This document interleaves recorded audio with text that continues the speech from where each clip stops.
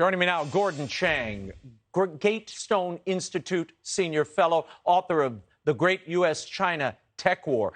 Gordan, your reaction to what Wang said there, and do you think Blinken was as tough as he needed to be with his Chinese counterpart today? Blinken has never been as tough as he's needed to be with the Chinese. The reality is this week, China has had a frigate in Japanese territorial waters in the East China Sea around the islands of Senkakus. They've also had their planes buzzing through Japanese airspace.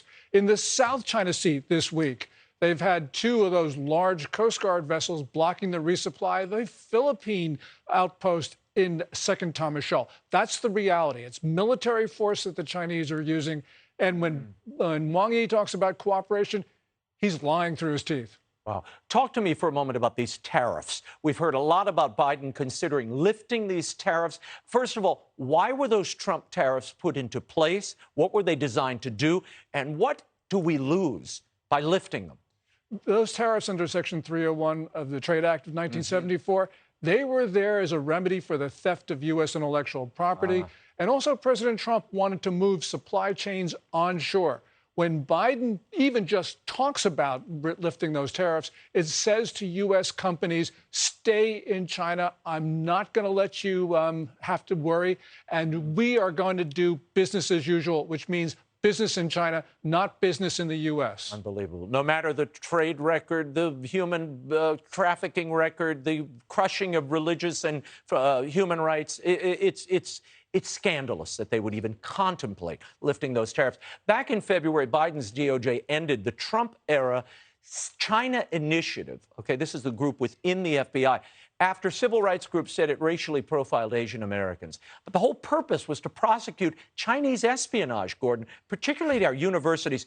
Director Wray was asked about ending it and if it was a mistake. Listen. We are not going to engage in profiling by ethnicity or national origin, and we haven't. And we're going to work jointly with universities. In many cases, that's one of the most effective ways to prevent stealing of research, which is in the hands of our universities. And when law enforcement action is the appropriate tool to be used, we're going to use that tool.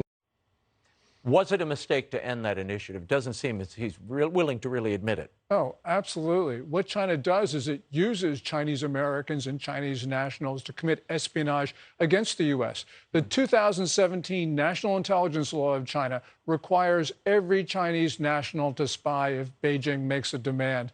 We need to understand that. What Biden did by ending the China Initiative was he's caving into Beijing, which always says, oh, look, you target us. This is just terrible. Well, it isn't terrible because we know what Beijing is doing. I'm a Chinese American. I understand what they're doing. This is really wrong on the part of the Biden administration. Yeah, they should listen to you and stop the endless dialogue, which, as you've pointed out, is a stall tactic they've used for way too long. Gordan Chang, thank you for being here. Hey, Sean Hannity here. Hey, click here to subscribe to Fox News YouTube page and catch our hottest interviews and most compelling analysis. You will not get it anywhere else.